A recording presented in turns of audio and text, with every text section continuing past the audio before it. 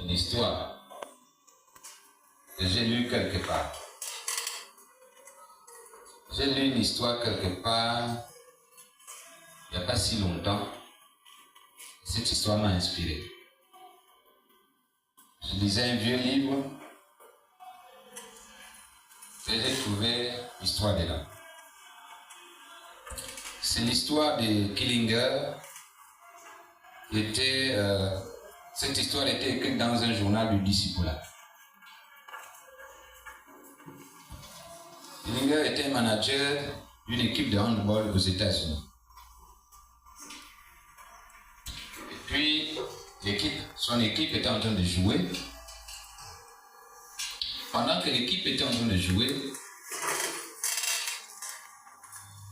il était furieux contre son joueur de champ central. Parce qu'eux-mêmes, ils ont des termes. Hein? Donc, il y a un joueur de champ central. C'est lui qui fait peut-être le pivot pour toute l'équipe. Il était très furieux. Parce que pour lui, il ne jouait pas bien. Lui, il n'était pas bon. Il était très furieux. Il l'a appelé. Il a dit, allez, va t'asseoir dans le banc de touche. Et lui-même, il est rentré. Évidemment, quand on dit toi tu n'es pas bon, ça veut dire que toi tu es bon. Comment tu peux me dire que toi tu n'es pas bon alors que tu n'es pas capable de faire même un peu comme moi? Vous voyez, souvent c'est des faux jugements qu'on fait. Toi tu n'es pas bon, ça veut dire que toi qui me dis que je ne suis pas bon, c'est que toi tu es plus bon. Tu peux faire mieux. Donc lui-même il s'est senti mieux. Il a dit, moi je rentre. Il a pris son joueur, il a mis des côtés. Il est rentré. La première balle qui est venue dans le champ central. Un mauvais ballon est arrivé et a frappé le manager à la bouche. C'est le hand, hein? Oui. Vous savez, le hand, ça c'est l'une des raisons pour lesquelles j'ai refusé ce genre de... J'ai préféré un peu plus le basket que le hand. Parce que le hand, si quelqu'un est contre toi, il peut te taper directement comme ça. Oui. Sur le corps. Au lieu de taper, peut-être pour donner la passe, il te tape directement. Donc la première balle qui arrive, ça frappe à la bouche. Bon, c'est le manager. L'autre était mauvais, il a mis des coups. La deuxième balle qui arrive, ça fait un mauvais rebond, ça le frappe au front et ça passe. Il donne la raison parce qu'il y avait trop de rayons de soleil. La balle était très haute, il y avait les rayons de soleil qui l'empêchaient de voir. La balle a fait un rebond, ça l'a frappé au front, c'est passé. La troisième balle qui arrive, il la prend lui-même, il fait un mauvais geste.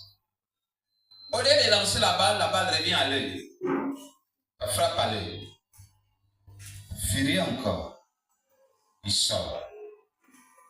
Il va attraper le joueur qu'il avait fait sortir, le joueur de champ central. Il va l'insulter imbécile. C'est une belle histoire, hein? Il va l'insulter imbécile. Il dit ceci. Je reviens sa phrase. Imbécile.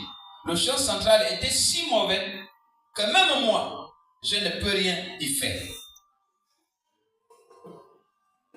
Le champ central était si mauvais que même moi, je ne peux rien y faire. Est-ce que quelqu'un a compris quelque chose? C'est-à-dire que quand vous lisez une histoire, il faut d'abord la méditer avant de comprendre. Méditer. Qu'est-ce qu'il veut dire? Qu'est-ce qu'on peut faire? Parce que chaque histoire qui est contée quelque part, il y a toujours une leçon qu'on peut tirer. chaque histoire est contée quelque part fait toujours retirer une leçon. En fait, ces managers refusaient tout simplement d'accepter ses propres faiblesses. Ça, si vous comprenez. Ils refusaient tout simplement d'accepter ses propres faiblesses. Il accuse d'abord que c'est l'autre qui n'est pas bon. Il le fait sortir. Il rentre lui-même. La première balle qui arrive, ce n'est pas fameux. Hein? Ça le frappe à la bouche. La deuxième balle qui arrive, la raison parce qu'il y a trop de soleil.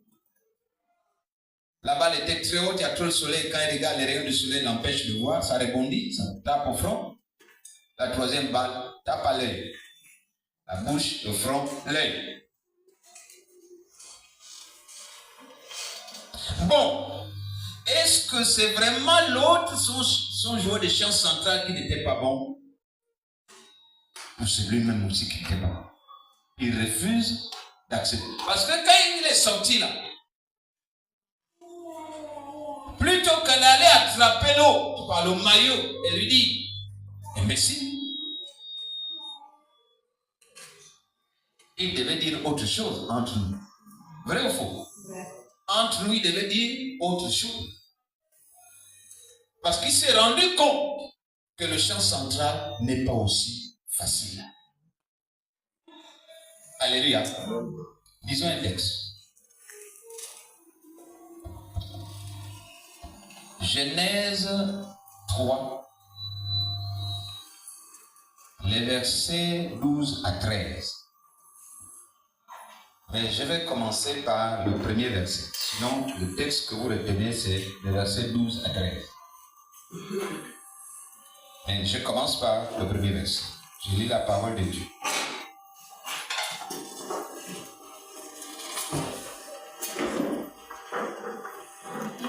Le serpent était le plus rusé de tous les animaux des champs que l'Éternel Dieu avait fait. Il dit à la femme, Dieu a-t-il réellement dit, vous ne mangerez pas de tous les arbres du jardin? La femme répondit au serpent, nous mangeons du fruit des arbres du jardin. Mais quant au fruit de l'arbre qui est au milieu du jardin, Dieu a dit, vous n'en mangerez point et vous n'y toucherez point, de peur que vous ne mouriez. Bien dit, proprement dit, clairement dit, et c'est ce que Dieu avait dit. Mais l'autre lui avait dit, Dieu avait-il réellement dit? Et pourtant, il retrace ce qu'il veut. Alléluia. Amen. Alors le serpent dit à la femme, vous ne mourrez point. Mais Dieu sait que le jour où vous en mangerez, vos yeux s'ouvriront et que vous serez comme des dieux, connaissant le bien et le mal. La femme vit que l'arbre était bon à manger et agréable à la vue et qu'il était précieux pour ouvrir l'intelligence. Elle prit de son fruit et en mangea. Elle en donna aussi à son mari qui était auprès d'elle et il en mangea. Les yeux de l'un et de l'autre s'ouvrirent. Ils connurent qu'ils étaient nus et ayant cousu des feuilles de figuier, ils s'en firent des ceintures. Alors, ils entendirent la voix de l'Éternel Dieu qui parcourait le jardin vers le soir, et l'homme et sa femme se cachèrent loin de la face de l'Éternel Dieu au milieu des arbres du jardin. Mais l'Éternel Dieu appela l'homme et lui dit, où es-tu?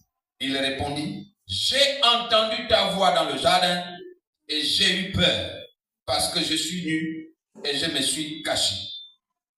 Et l'Éternel Dieu dit, qui t'a appris que tu es nu? Est-ce que tu as mangé de l'arbre dont je t'avais défendu de manger? Les versets 12 et 13. L'homme répondit, la femme que tu as mise auprès de moi m'a donné de l'arbre et j'en ai mangé. Et l'Éternel Dieu dit à la femme, pourquoi as-tu fait cela? La femme répondit, le serpent m'a séduite et j'en ai mangé. Alléluia. Amen. On peut s'asseoir.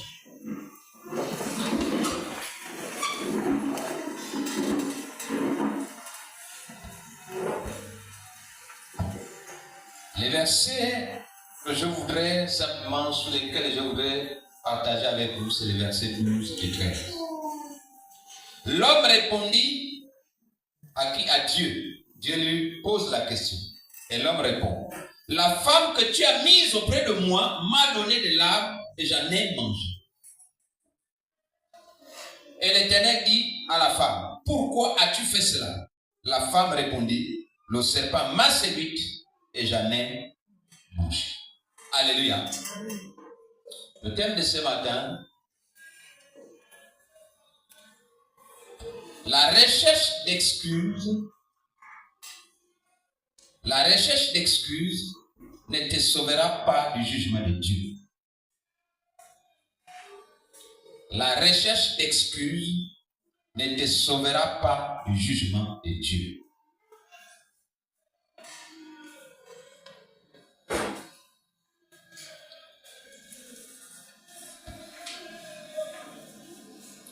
La recherche d'excuses ne te sauvera pas du jugement de Dieu. Bien-aimé. Comme notre manager de l'équipe de handball, l'un des plus grands problèmes auxquels se heurtent de nombreuses personnes est leur refus de reconnaître leurs erreurs.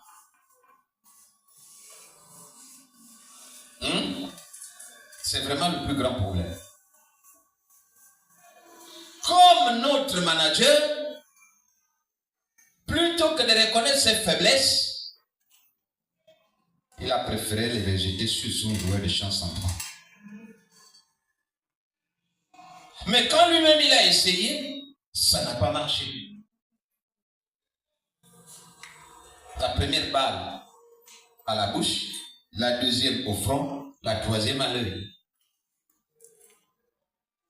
Dans cette histoire, on n'a pas appris qu'il a marqué un seul but. Alléluia. De nombreuses personnes refusent de reconnaître leurs erreurs. Elles sont prêtes à blâmer tout le monde. Prêtes à accuser tous ceux qui sont autour.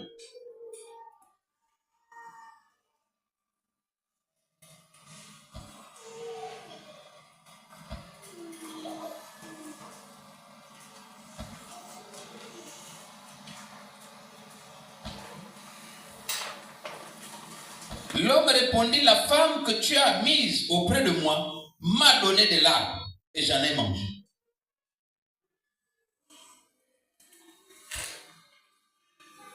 L'homme fait quoi?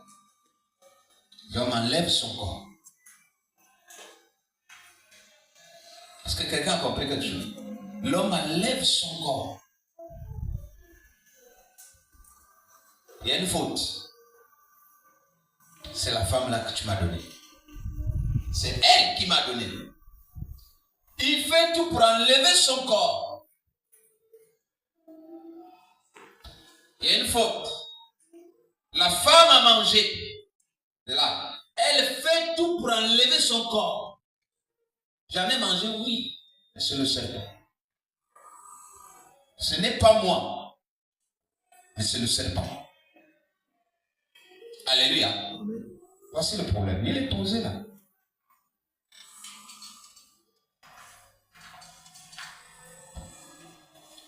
Dieu a placé Adam et Ève dans le jardin d'Éden pour qu'ils s'en occupent. Qu'ils soient heureux et ne manquent de rien. Parce que lui-même pourvoyait à leurs besoins tous les jours. Je vous place dans le jardin. Vous avez tout ce qui est là devant vous, c'est pour vous. Ne touchez pas seulement aux fruits de cet arbre. Vous avez compris, oui. Tournez partout. Quand vous venez là, même si c'est tombé, ne ramassez pas. Alléluia. Parce que le jour où vous en mangerez, vous mourrez certainement. Ça dit que, il a dit quoi? Il n'a pas dit de ne pas cueillir. Il a dit de ne pas manger. Donc même si c'est tombé, ne ramasse pas. Parce que le jour où tu manges, c'est terminé pour toi.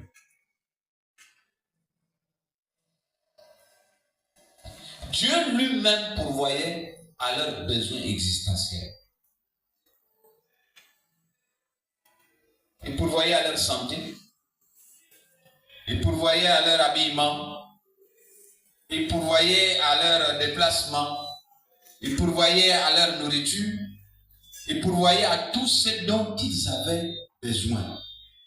La Bible dit, hein, ils étaient heureux dans le jardin. Alléluia. Ils étaient heureux.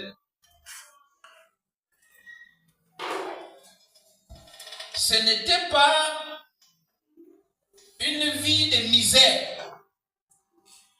C'était une vie paradisiaque. Parce que c'était dans le paradis. Seulement, on n'a pas lu dans la Bible qu'Adam et Ève avaient des milliards et des milliards. Et étaient riches. Là, j'ouvre une parenthèse. On n'a pas appris dans la Bible qu'Adam était milliardaire.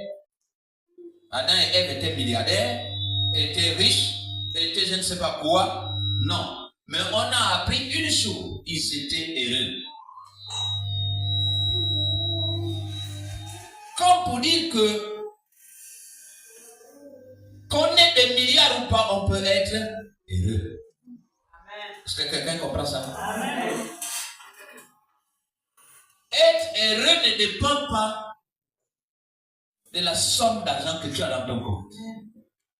Être heureux ne dépend pas des habits que tu portes, des cheveux de défunts chinois que tu mets sur la tête et des phares que tu appliques. Être heureux ne dépend pas des voitures que tu as. Mais être heureux, c'est de vivre en harmonie avec Dieu. Dès lors qu'ils étaient en harmonie avec Dieu, ils étaient heureux. Et il ne manquait de rien.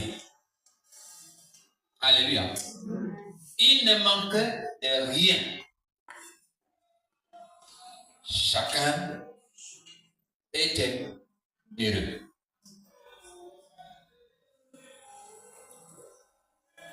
De tout ce qui était mis devant eux,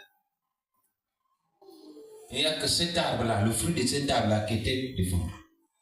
Tout le reste-là, ils pouvaient utiliser.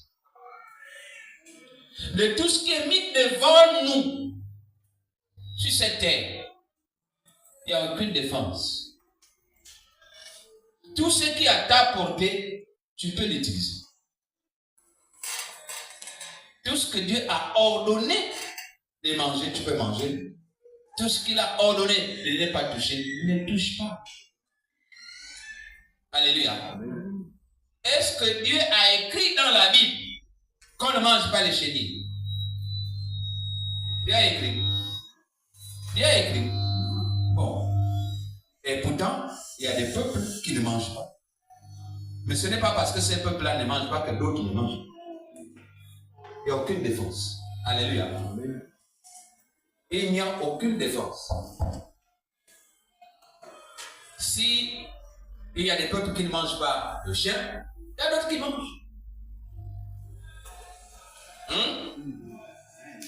S'il y a des peuples qui ne mangent pas le singe, il y a d'autres qui mangent. Nous mangeons le singe. Au Mali, on ne mange pas le singe. Au Mali, le singe est gardé comme le chien. Chez les Maliens, le singe, comme le chien, c'est un animal de compagnie. C'est tout. Et quand toi tu vas là-bas, tu es en train de... Si tu vas là-bas au Mali, tu vas voir un chien derrière la maison, et plutôt un singe derrière la maison, tu dis, ah, quelle bonne viande. Mais les autres vont se moquer de toi. Parce que eux, dans leur coutume, ils ne mangent pas. Mais toi, tu ne trouveras pas d'inconvénient de le manger. Mais c'est la même chose. Pendant qu'on faisait la route là, quand on a commencé les premiers travaux de la route, pour bitumer la route Fougamou-Mouila, moi j'étais à Fougamou. Et toute la famille était ici. Donc je faisais des va-et-vient, les week-ends je venais. Donc je connais bien tous les contours qui étaient là, les déviations qu'on prenait, tout. Là où il y a eu l'essai du premier goudron où la Banque mondiale était venue tester là-bas avec ses experts pour voir si le goudron était bon. Je connais, exactement. Chaque fois que je roule là, quand je passe par là, je dis le premier goudron était ici. Mais j'ai vu les Chinois, là à Rainbow, manger les vers de terre et le ver en train de bouger dans sa bouche, il mange. Le ver est vivant. Et moi, quand je regarde ça, ça m'effraie. Mais pour lui, c'est normal. C'est pas écrit qu'on ne mange pas les vers. C'est clair, non? C'est pas écrit. Vous savez pourquoi on ne peut pas manger parlons comme à la maison, comme avec les enfants, les caca. Vous savez pourquoi aucun peuple au monde ne mange ça de façon normale? Si on mange, c'est peut-être dans les... Comment vous appelez ça? On peut appeler ça. Dans les... Maman, que je tiens un mot. Voilà. Peut-être dans le monde des vampires, simplement. C'est à peu près le mot que je cherche. Mais de façon normale, comme ça, on ne mange pas. Vous savez pourquoi on ne mange pas? Dieu a dit, hein, c'est écrit dans la Bible, c'est pour ça qu'on ne mange pas. Il faut lire la Bible. Dieu a dit, ce n'est pas ce qui rentre qui souille l'homme, mais c'est ce qui sort. C'est pas écrit. Ce n'est pas ce qui rentre qui suit l'homme, mais c'est ce qui sort. Mais ça, c'est déjà sorti. Si tu manges encore, ça va te suivre. C'est bien écrit là, c'est clair. Ce n'est pas ce qui rentre qui suit l'homme, mais c'est ce qui sort. Ce qui sort, la parole que toi tu fais, et que tu sors là, elle est déjà foutue. Ne la reprends plus. Elle est partie. Elle te souille même. Parfois, si elle n'est pas bien sortie. Mais ce que tu te fais aussi, ça te souille. Va prendre un verre de riz. C'est très bon, c'est délicieux. Va prendre. Si ce n'est pas pour les pratiques, tu ne peux pas boire ça. Alléluia. Tu ne peux pas boire ça parce que ça sort de toi, ça te souille. L'homme était averti. La femme était avertie. Parce que si on a dit à Adam, tu ne manges pas ça, Adam, lorsqu'on lui a donné la femme, elle a dit, tu es venu dans cette famille-là. Ici, dans notre famille, on ne mange pas ça. C'est pas comme ça qu'on dit. Quand tu vas épouser la femme, quand elle vient chez toi, c'est pas ce que tu lui dis. Dans notre famille, ici, là, on ne fait pas ça. On ne fait pas ça. On ne fait pas. Même si c'est bon chez vous. Mais chez nous, si tu fais, on va commencer à crier sur toi. Donc, tu avertis ta femme. On ne fait pas ça, on ne fait pas ça. Quand Ève est arrivée, Adam lui a dit, ça là, c'est pour nous. Dieu a donné tout ça. Mauvais, il a les fruits, ne touche pas. C'est clair, non? Il a les fruits, même si tu vois que c'est tombé là, ne touche pas. Même ces feuilles, ne touche pas. Peut-être qu'elle va dire, mais si sa feuille vient me toucher, ou si le fruit là vient me trouver là, il ne mange pas. Donc, la consigne était donnée. Et quand elle se retrouve devant le serpent, elle retrace exactement la consigne. Et Dieu avait dit, vous pouvez tout manger, sauf le fruit de l'arbre qui se trouve au milieu. Et le jour où vous en mangerez, vous mourrez certainement. Elle a dit clairement. Ce n'est pas qu'elle ne connaissait pas. Mais si par la suite, elle est tombée dans l'erreur, c'est la faute de qui? Ce n'est pas sa faute, c'est le serpent. Alléluia. Le serpent a réussi à tenter Ève par un tissu de mensonges. Est-ce que Dieu a réellement dit? Premièrement. Deuxièmement, Dieu, en fait, si Dieu l'a dit, c'est parce qu'il sait que le jour où vous en mangerez, vous serez comme des dieux. Vous connaîtrez le bien et le mal. Vous serez comme des dieux et vous connaîtrez le bien et le mal. C'est un bon discours, bien organisé, bien écrit et bien lu. Et elle tombe dans le piège de Satan, prend le fruit défendu et mange en donnant aussi à son mari. Elle tombe là. Satan a arrangé son discours. Il a enlevé les fautes. Parce que dans le discours, c'était il y avait les fautes. Il a enlevé les fautes. Il a enlevé les tournures qui étaient compliquées. Il a fait un discours propre. Dieu a-t-il réellement dit? Premier paragraphe. On s'arrête d'abord là. La femme commence à tourner. Le premier paragraphe du discours est fini. Les gens ont applaudi. La femme là commence à tourner. Mais les gens là applaudissent. Pourquoi? Le discours est comment? Ça veut dire que le discours est bon. Deuxième paragraphe. C'est peut-être vrai. Dieu a dit. Mais s'il l'a dit, c'est parce que si vous mangez, vous serez comme des dieux. Vous connaîtrez le bien et le mal. Les gens applaudissent. Ève écoute. Ève voit l'auditoire. Les gens qui applaudissent disent le discours là est très bon. Mais quand elle décide de manger, ce n'est pas elle. C'est le serpent. Alléluia. Ce n'est pas elle, c'est le serpent. Tous les deux prirent conscience de leur péché, c'est-à-dire de leur désobéissance à Dieu, par le fait qu'ils se soient cachés, retirés de manière volontaire de la face de Dieu. Ils étaient conscients, non? Ils étaient conscients que là, ils venaient de désobéir. Pourquoi? Parce que quand ils ont entendu le soir Dieu venir, ils se sont cachés. Oh, tous les soirs, avant ça, quand Dieu venait, ils entendaient sa voix, ils ne se cachaient pas. Quelqu'un m'écoute? Ce n'est pas le premier soir où Dieu descend. Parce que la Bible nous apprend que chaque soir, il venait leur rendre visite.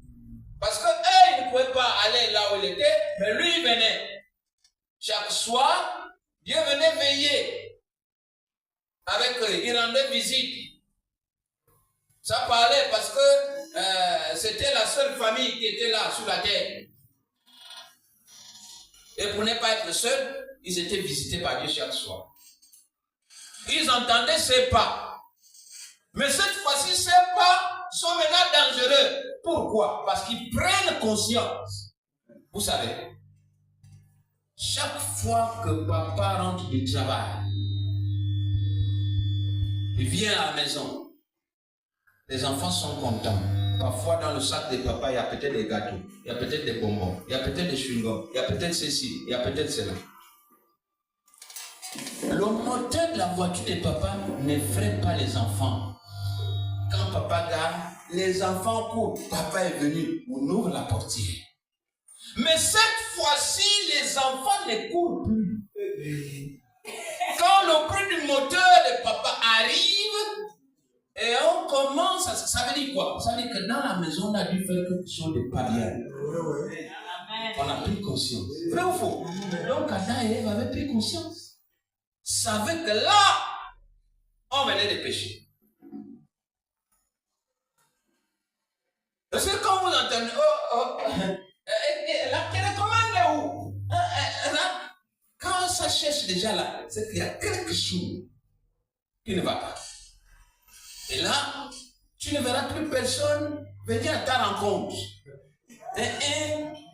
On s'en fout même des gâteaux qui seront dans le sac. On s'en fout.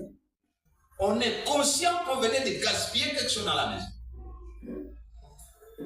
Maintenant, quand tu arrives, tu dis, mais les enfants, pourquoi vous n'êtes pas plus venus m'ouvrir la portière? Oh, on a entendu ta voix, mais on s'est caché. Pourquoi?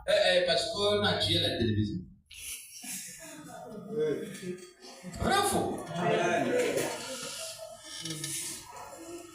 Adam et Ève étaient conscients. Ce n'est pas un rêve. Non, ils étaient conscients qu'ils venaient de commettre un péché, la désobéissance.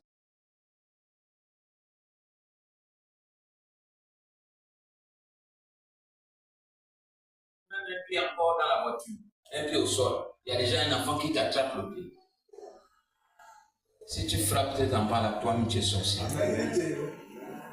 Vrai ou faux? Si tu frappes cet enfant-là, c'est que toi tu es sorcier. Un enfant qui vient t'attraper, c'est-à-dire que ta portière vient de s'ouvrir. Le pied, il y a un pied qui reste encore dans la voiture. Et il a déjà attrapé les papas. Oui. Mais toi-même, même la manière de t'appeler, tu sens que l'atmosphère est lourde là. Il y a quelque chose qui ne va pas. Oui. Je viens de faire une erreur. Quelle erreur? J'ai laissé tomber la télévision qui était dans mes mains. Elle s'est cassée. Ah bon? Ah, mais tu vas faire comment? Mais on n'a plus de télé.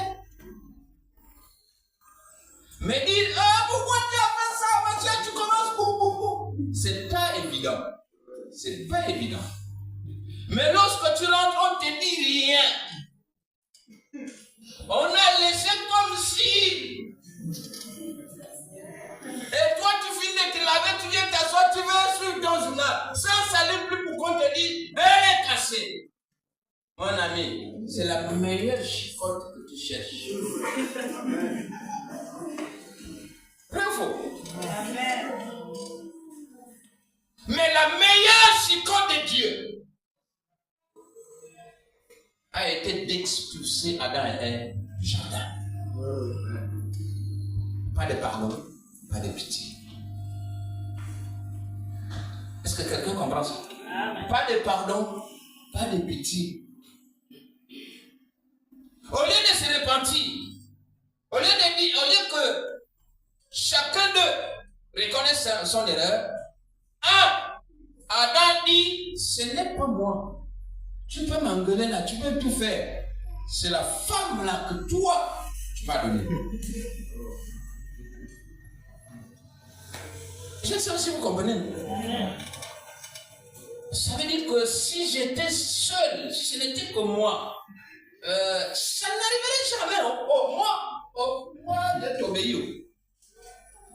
Mais c'est la femme là. Quand tu la vois, là, regarde comment elle est. C'est sûr qu'il a ajouté beaucoup de choses, mais comment on ne peut pas tout écrire? Vous comprenez qu'on ne peut pas tout écrire? C'est sûr qu'il y a eu un long discours.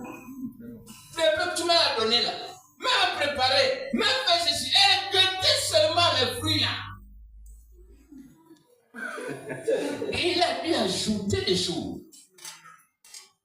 Depuis que j'ai pris ça là, ce n'est même plus depuis que j'ai pris ça là, non, depuis que j'ai pris ça, ça devient une chose. Le prix là, c'est ça, c'est comme ça, jusqu'à ce qu'on est arrivé là. Tous les jours, j'ai nécessaire de dire, ça là, faut pas, ça là, faut pas. Les deux choses là, où on est dans le péché, on l'a fait, on ne l'a pas fait. Alléluia. On l'a fait, on ne l'a pas fait. Parce que qu'est-ce qui l'empêchait de dire, ok, ne me touche plus jusqu'à ce que lui-même vienne d'abord constater cette situation. On est d'accord, non? Amen. Adam pouvait dire, on s'arrête là. Tu as mangé? Oui. Bon, ok, on s'arrête là. Attendons d'abord que lui-même vienne constater. Peut-être que il y aura une circonstance atténuante. Et puis, s'il voulait une circonstance atténuante pour sa femme, pour qu'il ne perde pas la femme, quand il devait entendre le bruit des pas de Dieu venir descendre le soir, il courait vers Dieu. Comme j'aime la prière, mon épouse, quand elle prie avec les enfants, elle commence toujours par cher Dieu. Cher Dieu. Il devait courir. Cher Dieu. Là-bas, là, c'est gâté. Quand tu vas trouver une femme, elle va de partout. Elle me prophétise même déjà des choses parce que ses yeux sont déjà ouverts. C'est faux. Elle commence à me prophétiser que moi je vais mourir à l'âge de tel machin, que moi, que ma famille, elle commence à me prophétiser. Je ne sais pas ce qui se passe, mais ce qui est sûr, que quand elle lui posait les questions, elle m'a dit qu'elle a mangé le fruit là. Là, tu commençais non seulement toi à ne pas être associé au péché, mais quand même à présenter la situation. Quand Dieu devait arriver, il devait savoir déjà, bon, qu'est-ce que j'ai fait? Je ne condamne pas l'humanité. J'ai échoué avec la femme, je la fais sortir de là, et je vais trouver à l'homme peut-être un autre aide. Est-ce qu'on est d'accord? Parce qu'il aurait présenté la situation sous cette forme. Ou bien en disant, peut-être alors bon, ok, même si je te présente, je te prépare une autre aide semblable, mais pour éviter que ça ne te tombe plus, pour éviter aussi peut-être que toi-même aussi, tu ne passes pas par ces pièges-là, je mets un voile autour, ou je mets une barrière, l'arbre-là va rester à l'intérieur de la barrière. Maintenant, si tu franchis la barrière, c'est que tu as voulu expressément. Alléluia. Mais la barrière, elle était là, malheureusement. Parce que la barrière, c'est quoi? C'est la volonté. Voici, j'ai mis devant toi la vie et la mort. La malédiction est la bénédiction. Mais choisis la vie. Si tu as choisi l'arbre là, tu as choisi la mort. C'était là. Alléluia. À son tour, Ève aurait aussi dû se repentir. Quand Dieu lui dit, pourquoi tu as fait ça? Elle dit, le serpent a réussi. Le serpent a réussi à me corrompre. Il m'a amadoué. Vous savez, peut-être que le serpent lui avait donné 1000 francs. Oui. Le serpent trouve une belle femme. Elle s'appelle Ève. Il claque l'argent. On est d'accord? Il a dû claquer quelques miettes. Et le discours n'a pas suffi. Il a dû claquer quelque chose. Et puis, Ève est tombée. Et quand Ève tombe, elle ne reconnaît pas que c'est elle-même qui a eu envie. Elle dit, mais toi tu m'accuses là. C'est le serpent que toi tu avais créé. On est d'accord? C'est le serpent, ce n'est pas moi. Tu peux parler là, tout. C'est le serpent. Frères et sœurs, je disais ce matin, la recherche d'excuses ne va pas te dispenser du jugement de Dieu. Ne va pas te soustraire du jugement de Dieu. Ne va pas empêcher le jugement de Dieu sur toi. Alléluia. Quel que soit le niveau d'excuse, quelle que soit la hauteur, quelle que soit l'importance, je disais, la recherche d'excuses ne te sauvera pas du jugement de Dieu. La recherche d'excuses ne te sauvera pas du jugement de Dieu. En fait, revenons pour bien comprendre mon texte. Revenons au départ. Est-ce que la raison évoquée par Adam était vraie? Adam a évoqué quelle raison? Il a dit, c'est la femme là qui m'a donné. Est-ce que c'était vrai? C'était vrai. C'était une vraie raison. Ce n'est pas de lui-même, ce n'est pas lui qui était le premier à décider on va manger, madame, oui, allons au restaurant, on va aller manger. Parce que c'était un restaurant qui était là. Ce n'est pas lui-même qui avait dit, madame, on va au restaurant, on va aller manger. C'est dangereux quand tu es invité par la femme. C'est très dangereux, même dans la vie courante. Quand la femme t'invite, tu réfléchis par 2 fois. Ou bien elle va me faire manger les Malimba. Oh, tu n'as pas compris. Le français est trop fort. Le français là est très élevé. Mais papa Jean-Louis n'a rien compris. Peut-être qu'il va te faire manger les Malimba. Et tu vas avoir un tout. C'est que le Manafa appelle le tabarassi. Tu réfléchis d'abord. Elle m'a invité à manger chez elle. Je la vois venir. C'est mon beau-frère qui dit ça. Il dit, et je te vois venir. Tu comprends? Je la vois venir là. Ça peut être le tabrachi. Bon, si ce n'est pas ça, qu'est-ce qu'elle veut? Il y a 1001 questions.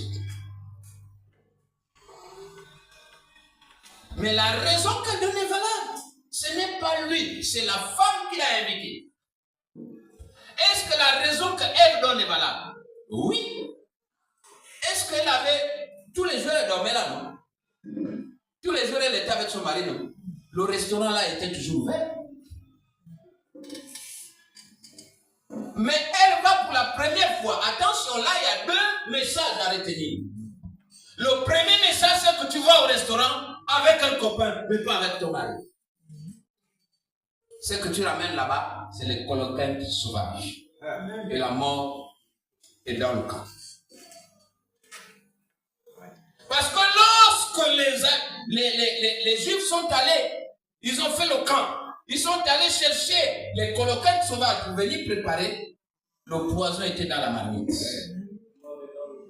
La mort était dans le pot. Tu vas au restaurant avec un homme d'autrui. Et tu reviens chez toi, tu amènes quoi? La mort. Tu étais au restaurant. Et c'est là où le serpent dit, tu as commandé quel plat? Oh, moi j'ai pris ça là, moi j'ai pris ça là. Il dit, oh, mais ça là. Oh non, ça là, on a dit on ne mange pas. Pourquoi on parle de manger si on n'est pas au restaurant? Vous pensez que moi je prends des exemples juste pour m'amener? On ne peut pas parler entre deux personnes de manger si on n'est pas au restaurant. On est au restaurant, ou bien on est à la cuisine. Mais là, c'était le restaurant, parce que ce n'est pas elle qui a préparé. Pourquoi tu ne prends pas le plat? Il dit non, essaie de manger, tu vas voir. Et le serpent lui-même était dans le monde de la connaissance du bien et du mal. Il était déjà dans le monde de la connaissance du bien et du mal. Et il mange ça. Là, c'est bon. Eh bien, la Bible dit, la femme vit que l'arbre était bon à manger. C'est vrai. La femme vit que l'arbre était bon à manger. Elle a fait quoi? Elle a mangé. Après manger, elle est revenue. Quand l'homme revient, je ne sais pas où, ou bien quand elle revient à la maison, parce qu'elle est partie.